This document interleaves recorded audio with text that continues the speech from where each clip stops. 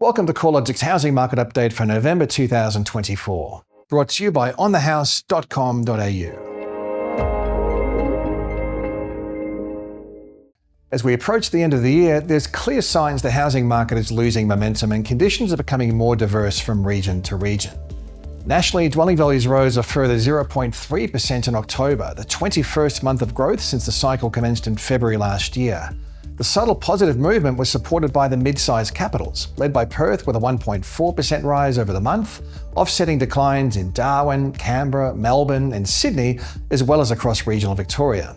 While the mid-sized capitals are still leading the charge when it comes to value growth, these markets are also losing momentum.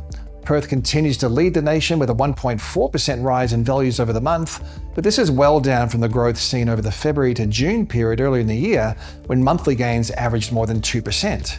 Adelaide values have risen by more than 1% each month since March, but conditions look to be slowing here as well, with October's 1.1% gain marking the lowest monthly rise since June.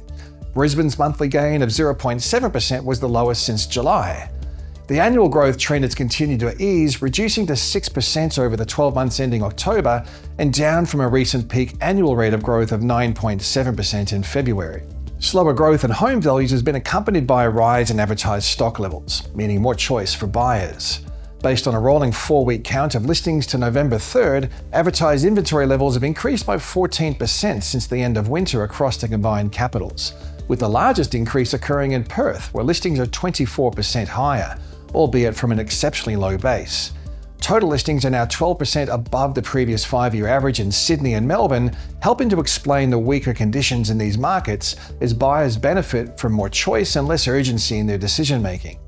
Despite the rise in listings across the mid-sized capitals, Perth, Adelaide and Brisbane are still seeing advertised stock levels more than 20% below the previous 5-year average for this time of the year. Unlike other markets, sellers are in a better position here, although the balance is starting to gradually improve. Alongside the rise in advertised supply, the number of home sales looks to be fading. Estimates for capital city sales over the 3 months ending October were down 7.5% from 3 months earlier and 1.6% lower than at the same time last year. With higher levels of advertised supply and less purchasing activity, selling conditions have loosened. Capital city auction clearance rates held below the 60% mark through most of October, while private treaty metrics are showing a subtle rise in median days on market, especially in those cities where advertised stock levels are above average.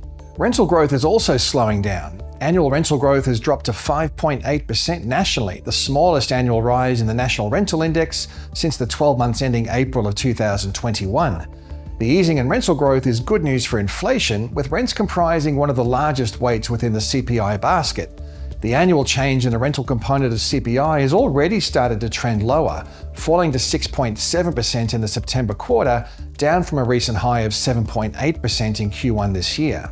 Weaker rental trends across the unit sector have weighed on rental growth, with rents slipping across the unit markets of Sydney, Melbourne, Brisbane, Hobart and Canberra over the 3 months ending October 2024. Although rental trends are easing more visibly across the unit sector, some cities have also seen a decline in house rents over the rolling quarter. Sydney house rents were down 0.1% over the rolling quarter, and in the ACT, house rents were down 0.4%. Softening rental conditions are likely symptoms of slowing net overseas migration, which peaked through the first quarter of 2023, as well as changes in household formation, as the average household size gradually increases following its pandemic shrink. The 0.1% fall in Sydney home values was the first monthly decline since January of 2023, following a short but sharp 12.4% drop in values between February 2022 and January of 2023. Weaker conditions have been led by the most expensive areas of the market, with a 0.6% fall in upper quartile house values over the month and a 1.1% drop over the past 3 months. In comparison, Sydney's lower quartile house and unit values both recorded a 0.5% rise in values in October. A rise in advertised stock levels has been a key factor in Sydney's slowdown, with listings now 12% above average for this time of the year. The housing outlook looks a little dimmer than it did a few months ago amid rising advertised stock levels, a slowdown in purchasing activity, and a clear loss of momentum in value growth. On the upside, there's a trend towards lower inflation, meaning a cut in interest rates is looking likely, potentially in the first quarter of next year, while labour markets are holding tight and low levels of newly built housing supply persist. Each of these factors should help to keep a floor under housing prices.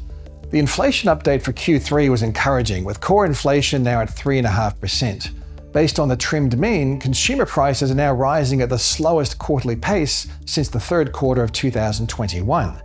The annual increase in the housing component of inflation fell to just 2.8%, the lowest reading since Q3 of 2021, thanks to a sharp 7.6% decline in utility costs attributable to energy rebates. However, a slowdown in rents and the cost of newly built homes has supported the lower inflation outcome as well. The annual change in CPI rents at 6.7% is the lowest in 5 quarters, and it's likely to fall further given the downwards trend in advertised rents. Additionally, the cost to purchase newly built housing rose by a relatively small 4.8%, down from a COVID high of 20.7%, to be the lowest outcome since the third quarter of 2021. A similar drop in the growth of construction costs can be seen in the Cordell Construction Cost Index, which increased by 3.2% over the year to September, well below the pre-COVID decade average of 4.1%. The weak trend in new housing construction looks entrenched, with dwelling approvals holding well below average. Commencements are trending lower, and the number of dwellings under construction is diminishing. A material turnaround in residential construction activity over the coming year remains unlikely given feasibility challenges and tight labour supply. Supply-side policies aimed at improving project feasibility, such as funding infrastructure costs, are likely to be well received and should provide some immediacy in kickstarting shovel-ready projects. While the delivery of new housing supply remains insufficient, it's hard to see housing values move through any sort of a material downturn. On the downside, affordability challenges persist across most sectors of the Australian housing market.